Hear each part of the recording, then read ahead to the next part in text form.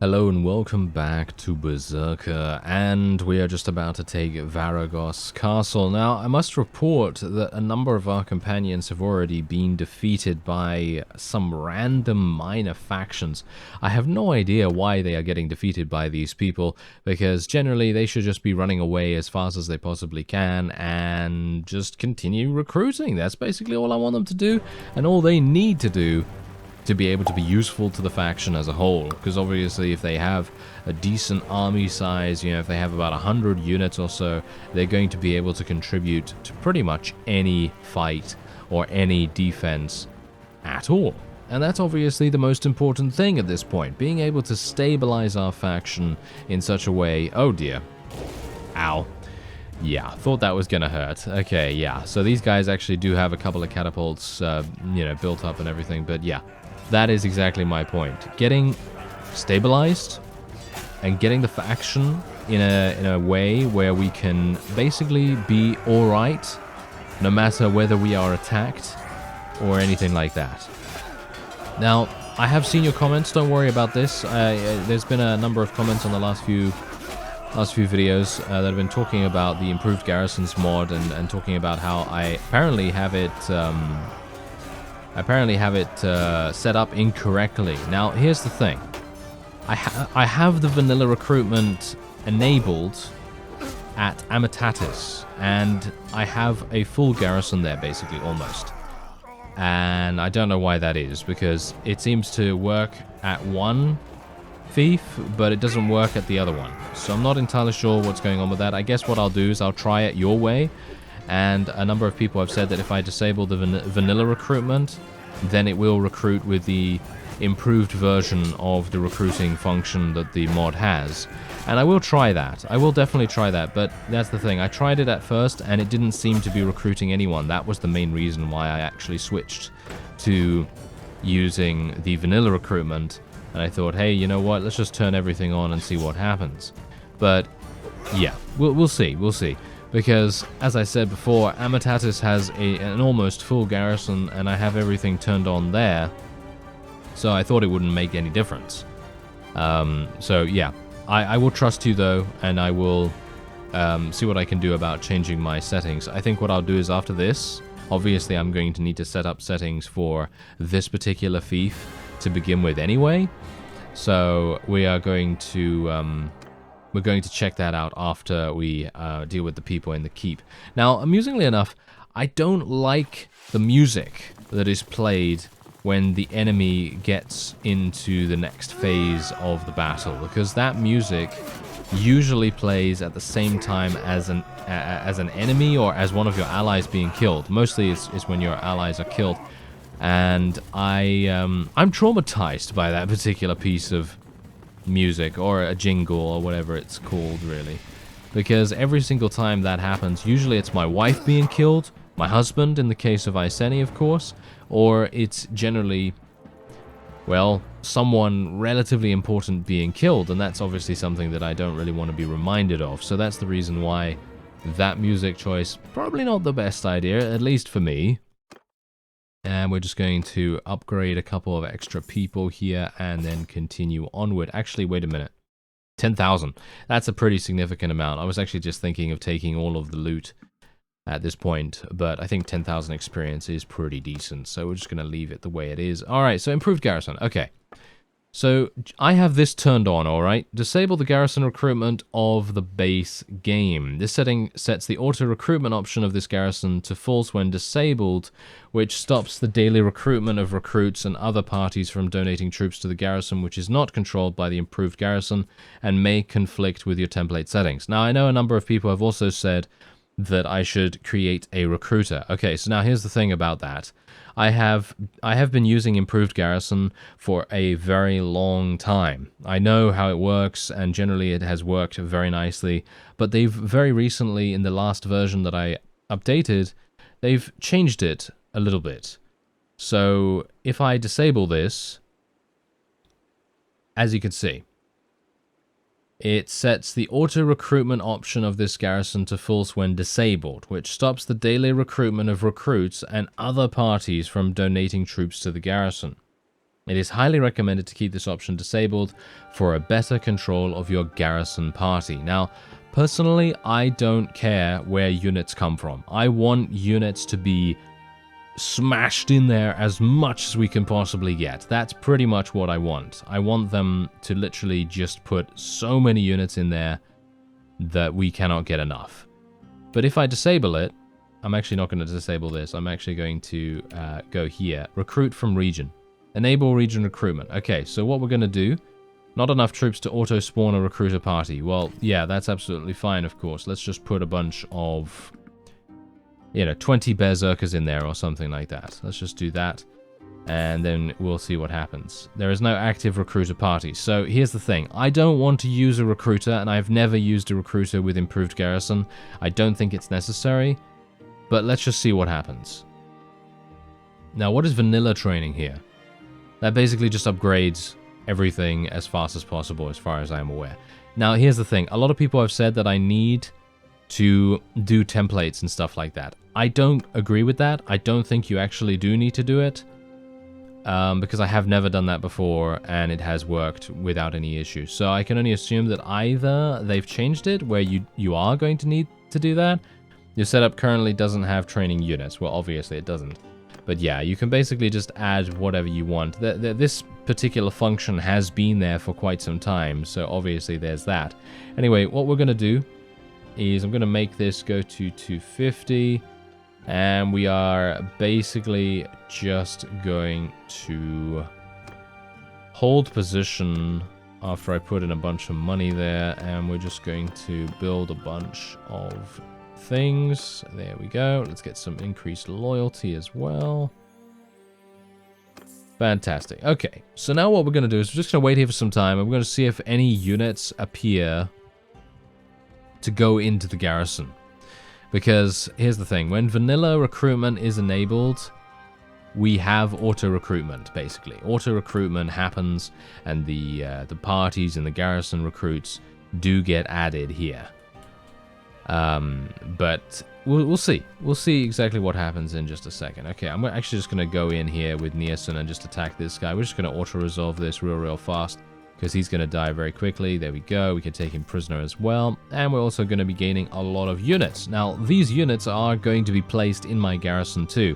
Bear in mind that someone had a really good idea, and they said something like that you can use your prisoners. Obviously, I already knew this, but it's nice to actually have a reminder about this as well, because I never actually thought about doing that in this series, because I'm always thinking about leveling up my roguery skill and stuff like that. But what I can actually do is I can go into the dungeon. So if I go into the dungeon right now, and I manage the prisoners, and I can basically do this. Let's just put all these guys in here, right? Put all these guys in here. These are all prisoners, of course. 200 prisoners. And Improved Garrison currently has recruiting prisoners enabled. Right, not for Saneopa. There we go. For this one. For Varagos Castle. So they are allowed to recruit prisoners from the garrison's dungeon over time, which is exactly what we want. Now, what otherwise we're going to do is we're just going to put a bunch of these other units that I was able to gain from that fight into the garrison here too. So bear in mind that we now have 41 in the garrison. So let's see if there are any automatic recruited units going into Varagos. I don't see any so far, and we can see that Saneopa has 38. Obviously, I'm not entirely sure if anyone has placed any units in there or what have you. I mean, if I go to the garrison now, you can see that they're mostly, yeah, berserkers, noble super bears, and so on. So, generally, I'm going to be taking any noble units that I can see, by the way. I will take any noble units that I can see, because they are just so incredibly strong. And we're going to hopefully be able to utilize those as best as we possibly can. And otherwise, we're going to go back to Amatatis, because I'd like to just corroborate my thought process on that, because I'd like to show you that, indeed, the vanilla recruitment, at least in that particular instance, is working very well. But in a number of others, it's not. For example, in this one, as you can see, in Thorios Castle, it is not working one bit for some reason. I actually have no idea why it's not working here. But if I go over here, I'm going to turn off the vanilla recruitment, and we'll see what happens. But generally, I don't hold out too much hope for Thorios Castle. But look at Amitatis right here. It has 247 in the garrison. And that is not me. That is not me doing that. That is literally improved garrison doing that. And you can even see, look at these guys. Look at the garrison recruits right there. You see that? These guys are from the vanilla recruitment. That's the main reason why I was thinking that I had it set up exactly correct. But a load of people told me that I had it incorrectly set up. So I have no idea. I have no idea what to say, because it seems to me like it's all working as intended, and we can only hope, I suppose. I mean, look at this. This is Amitatis, and it has vanilla recruitment enabled, which is exactly what I wanted. And that's exactly what it's doing. It is recruiting units, which is great. And, you know, it is going to help us a great deal. So I'm hopeful that they will just continue doing that. But obviously, if we take a look at Ataconia, for example, maybe Ataconia might be having some problems as well. I'm not entirely sure. But I'm going to go and have a look. No, look at this. More garrison recruits. More garrison recruits, and they have 100 units in the garrison here. And improved garrison, if we take a look at the setup, they have vanilla recruitment enabled at Ataconia Castle, and they don't have a recruiter either. So I just thought I'd clear that up, just ahead of taking anything else, just so that I can give you an idea as to what's actually going on, because most of the time I don't really show these things that closely. And I thought I would just kind of clear it up, because it seemed like there was a little bit of confusion as well among people what the best settings and so on are. But yeah, that it's kind of a bit confusing for me as well, because I'm thinking to myself, oh well, you know, a lot of people are generally going to be very insightful about these kinds of things, and I like to communicate with the community, with you, and, you know, change things for the better, so to speak. Ah, hello there. Changing things for the better? Oh yes, I'm going away now. So sorry to bother you, sir. I will be making haste away from here. And let's see what he decides to do. He's probably going to go into Ataconia Castle, I would assume, right? He's probably going to do something about that. Oh, it's actually Justina. Nielsen is coming close by. I'm going to need to tell him to buzz off now, aren't I? Yes. Goodbye. Go away, please. Don't come this way, Nielsen. Don't come this way. Okay, he came this way, but it seems like he is not being murdered just yet.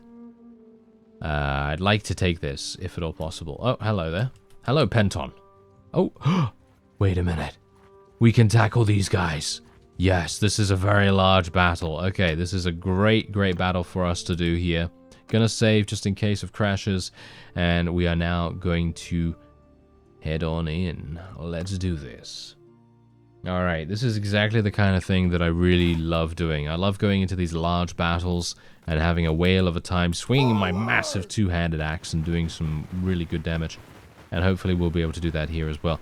I can only hope that they don't have a huge amount of cavalry. If they do have a lot of cavalry, then we might have some issues. But as you can see, they actually do. They actually do have quite a few cavalry units, which is not exactly great. So, yeah, well, we'll see what we can do. But here's the thing. I only have infantry. Stand apart! Yeah. I only have infantry, so I'm going to have to do something about that as well. Obviously, my little warband, the mod, was crashing for me quite a bit when I was attempting to add cavalry to my troop tree. So maybe what I can do is... I don't know whether to make the noble tree or the regular tree mounted units. Because here's the thing, if I make them all mounted from the very start, then I won't need to provide them with additional horses. Or at least I hope that that will be the case. Wow, that guy literally got me with a thrusting attack? Are you serious right now? That's crazy. Okay, yeah, these guys are just being absolutely murdered right now, which is exactly what we want. Come on now. I'd like to do some damage here myself, if at all possible. Nice. Get him. He's on the ground. Take him down. There we go. Thank you. Oh, I really need to make another two-handed axe, in my opinion. I feel like my two-handed axe at the moment is good, don't get me wrong. I think it's fun to use and everything, but it is just so outclassed by a lot of other weapons that enemies are using. For example, that guy right now with his javelin thing, with his polearm, he's able to outspeed me, and while that is definitely going to be a thing, especially with a two-handed axe, I mean, a two-handed axe is a pretty slow weapon, it would be nice if I could maybe do more damage, you know what I mean, to sort of offset that, or maybe have a little bit more reach, so that he is just not able to reach me by the time I slash at him. That might be a nice idea. But anyway, I'm just going to do some more damage to these guys. I've told my people to charge in now so that we can actually start closing in on the opponent's archers and maybe even going towards their main spawn area. Oh, you got murdered, sir. There we go. Got to be a bit careful here. These guys can very quickly and easily take me down, so I have to be a bit cautious. And I'm now starting to think that maybe it's a better idea I just kill the horses. I know, I don't usually like killing horses, especially, you know, if I can help it. But some of the time, that might just be the only thing I can do if I'm unable to get to the rider, which is obviously some of the time, well, most of the time, shall we say.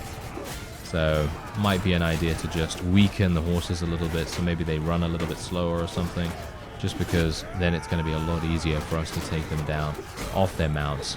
And they're going to lose all their mobility as a result of that too. Nice damage. I love running around with a two-handed axe. It's so fun. It is really, really fun.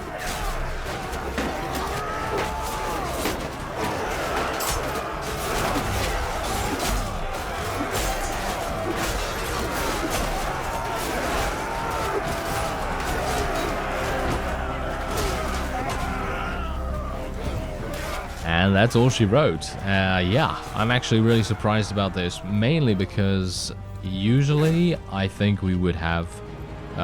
actually, I shouldn't be that surprised, to be honest, but my combat strength was only slightly better than the opponent. And we've eliminated well, basically a very large opponent here. They had a lot of very good units. Emperor? Wait a minute, is this the literal Emperor right now? If that is the literal Emperor, then I am, well, very surprised to see him there. But yeah, let's just take all the weapons that we can. All the food as well. I mean, they must have had a very significant amount of supplies. And it seems like I don't have any experience to give. Huh. I guess I'll just take all the loot then. Did I not level those people up? I think I did level them up. Maybe they're all leveled? Oh no, I didn't level them up before I went through to the looting screen. I am an imbecile. Ah, my bad, my bad. Okay, well, yeah, I still have a brigand with me as well for some reason, but there you are. Okay, so now there's someone in there, so obviously that's... Ah, yeah, Penton just left. Okay, fantastic. Can I take this? I think I can probably take this, right? I don't think I really need to worry about it too much, but what I am now worrying about is the fact that I have so many prisoners in my army that I am going to need to do something about that. So I'm going to go over to Saneopa, and we are going to place my prisoners, again, utilizing that person's idea to place them in the dungeon, because obviously that's going to make an extremely big difference. And we're just going to put them all in there. And then we're just going to recruit them with improved garrison, and hopefully that's going to work out really nicely for us. So Saneopa, as you can see, 350, recruit prisoners, there we go. They also have vanilla recruitment enabled. How many units do they have here? Why can I not see the pop-up? There we go. They have 184 in the garrison. And that is, as far as I'm aware, that is with vanilla recruitment enabled. So, yeah, there's that. I guess there's confirmation for us that it does indeed work in the way that I thought. But I'm not entirely sure whether there's a better way. But I don't really want a huge amount of control over my garrisons at the moment because, well, as I said at the beginning of the episode, the most important thing for me right now is stability. in some way or another, and being able to stabilize our faction is extremely important. So that's the main reason. Anyway, let's have a look here. Against bandit troops or against any troops. Against any troops is so much better, of course. Against bandit troops doesn't really make any difference because most of the time they are going to be easy enough for us to eliminate anyway. So doesn't really make that much sense. Hello there. There's another army. Or not, as the case may be. Where are you going, Porphalios? Don't run in there. Yes, they are very irritating, aren't they, these guys? They do generally tend to run into the garrison quite often. I'm not entirely sure why he's still in there. Ah, Justina. Yes, Justina has now returned to the battlefield, so to speak. Ah, hello there. Wait a minute. Can I attack? Can I attack? Ah, I don't know whether I... See, that's the thing. I don't really want to engage upon someone like this when they are so close by to an army that large, because that's just going to result in some painful stuff for me to happen. So yeah, definitely want to be a bit careful about that. And we're just going to take a bunch of this stuff and then move on to the castle. I hope that I'll actually be able to do this before she turns around. Let's see what happens.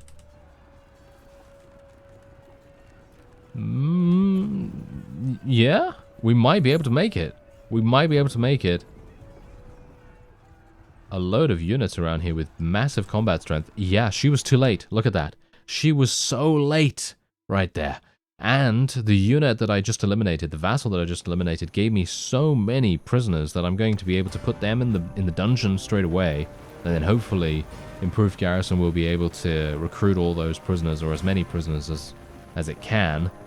And then we're going to have a much stronger garrison to hopefully defend against that overwhelming force in the army there, because they have over 1,100 combat strength. Certainly something to be very, very scared of. Is it...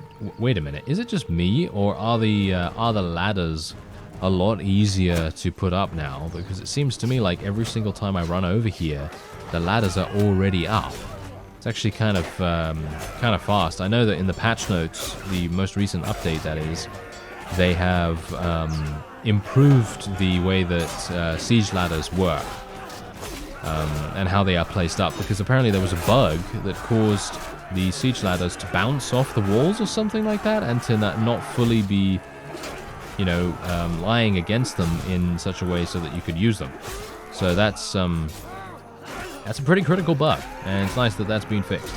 But otherwise, there's also NPC versus NPC death. So in other words, NPCs can be killed in simulated battles. Yeah, that's a pretty big one. That is a big one, because that means that no matter what you're doing, well, enemy vassals and allied vassals can be killed in simulations now. I'm not entirely sure if that's for the game version that I'm playing with, but I just know that that is something that they've implemented very recently. Maybe in this version, maybe in the more up-to-date version that I'm not yet playing on, or something like that. But yes, that is actually very interesting, because that means I just hope that they fix that crash, to be honest.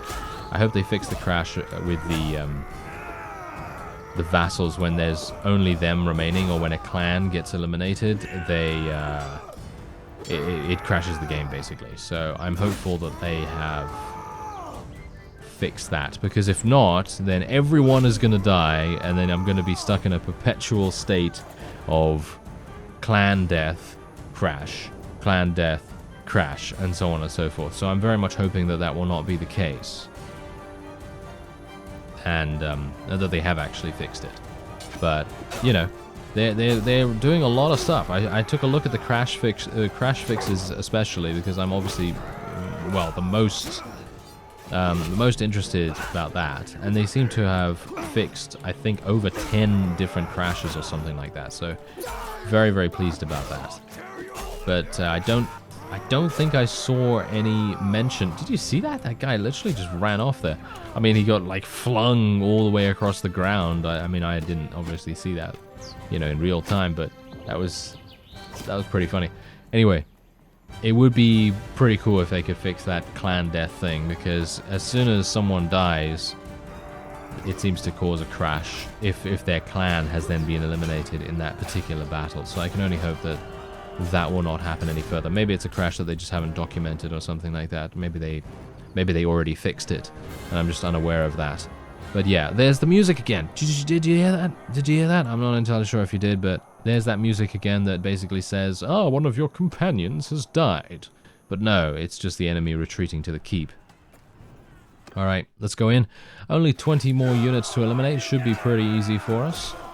And I can probably just go super fast mode at this point, and we will more than likely have the ability to win. But I just want to make sure that there aren't any really high tier units that can actually cause some big damage to come in before I do that. There we go. I think most of them are now fine. I'm being shot from up there as well. But yeah, noble super bears, they take care of business. Oh yes. They take care of business like Yogi Bear takes care of a picnic basket. Yes, indeed, he does. Alright, and look at this. We are actually able to free this guy who was put in here. And he's one of our companions, hilariously enough. So I'm pretty happy about that too. 20,000 experience from the donation too. Wow, that's going to be a significant bonus here. So let's just take all of that, and then we'll just leave the 20k XP, and there we go. Let's go into here, place all these units in there, and then we'll just do some little improved garrison stuff here. Resource castle, vanilla recruitment, and all that stuff. Let's put 250 once again. Vanilla training. I mean, that's the thing. I'm not even entirely sure. Enable this improved garrison to train its troops. You may select the maximum tier of the garrison. No. Apparently, yeah. See, now, here's the thing. You can, if you want, disable this so that it doesn't train it automatically.